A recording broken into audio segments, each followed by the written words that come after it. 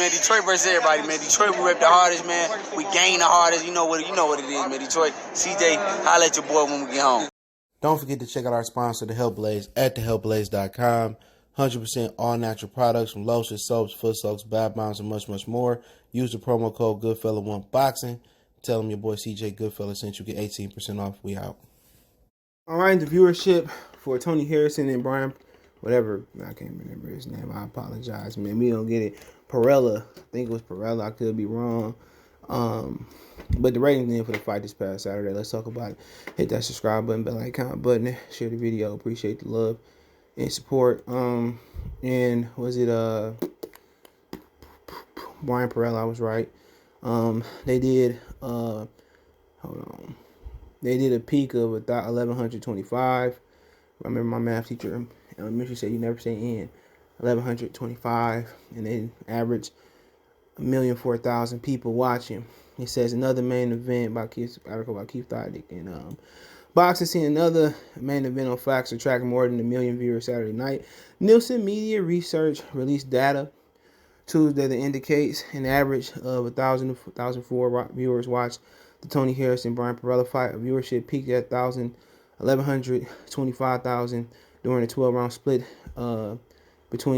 draw split between Tony Harrison and Perrella. An overall average of 813,000 viewers watched Fox 3 fight telecast from the Shrine Auditorium Expo Hall in LA, Los Angeles. Nielsen numbers included only those that watched the boxing broadcast on linear television because Nielsen does not track streaming viewership. Fox, like ESPN and Showtime, does not release streaming totals because ain't nobody watching regardless, which increasingly accounts for a significant number of viewers. I don't agree with that. Detroit's Harrison was consistently listed as a 5-1 favorite over Perrella, 17-3 and 114 knockouts, who moved up from the welterweight division to the junior middleweight division match. Tony Harrison got off to a strong start. I disagree with that, but Perrella, southpaw from Fort Myers, Florida, was still Harrison's hard shot. Okay, that's a lie. Okay, I didn't agree with that. It's the Perrella one. I'm not gonna lie. The co-feature between Omar Reyes, which I didn't write, and Elias, I can't pronounce his last name.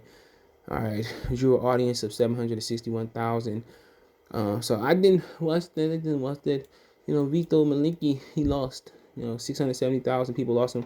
See him lost to Philadelphia's Martin. So Philadelphia James Martin outboxed him. He won 79, 73, 75, 77, 76, 77, 76. The 18-year-old Malinki was out of work. So he only 18. You look at James Martin, bro. That was just a bad pick, bro. I bet James Martin, man. I bet this Joker, man.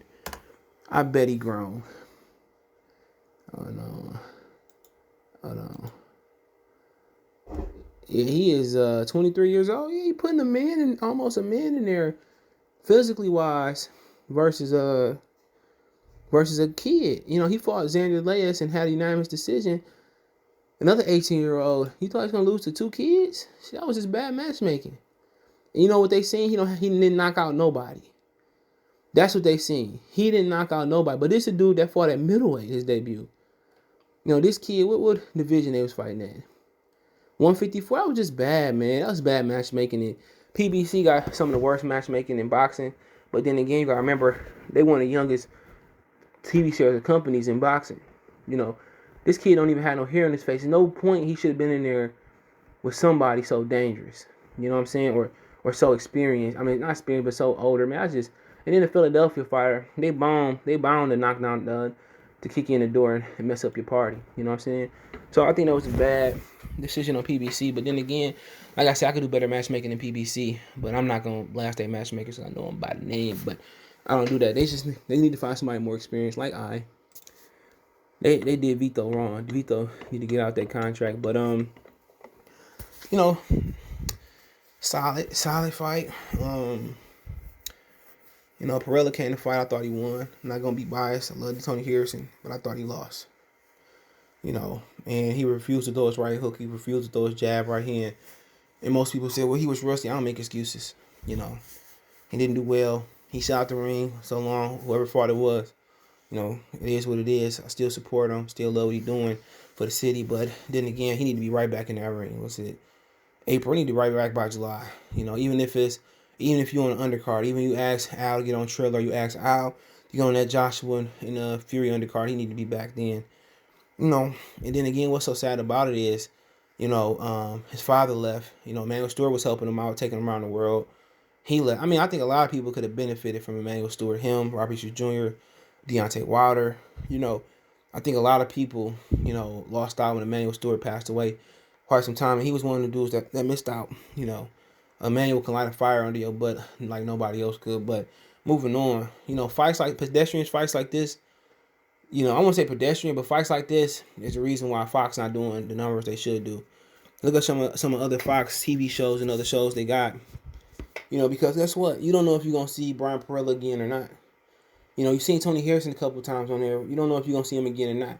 The one thing that Al Heyman should be doing is constantly putting the same people on the Fox card. They don't have that many TV days, so if it's like, let's say they got, hypothetically, let's say they had 12 dates, right? I know they got more than that, for the year. I think you should take the same 4 main boxers, or how many you got on the televised cards, the same 3 or 4 main boxers, and let them keep fighting. PBC and Al Heyman discovered the blueprint with Deontay Wilder, but didn't know it. Regular TV fights, man. Make sure you keep putting Harrison. Ain't no way Jermell Charles should be undisputed on Showtime. Unless it's on CBS. It should be the same fighters. If Andy Ruiz gonna be your horse, Keith Thurman, Earl Spence, Tony Harrison, and Jermell, make sure they occupy those 12 days the most. And if you got to just talk to guys that don't have titles like Tony Harrison, or your guys who had titles who didn't have titles now, and Keith Thurman, like, we're going to need you to fight some undercards. Take a little bit less, but your stock going to rise. It just don't make no sense, dude. If they had guys fight on these cards, you don't see them again. Because they be on pay-per-view undercards, or they be on Showtime cards, Showbox cards. It's time for them to beat the same guy. Then again, we got to put better fights on there. Not saying this was a bad fight.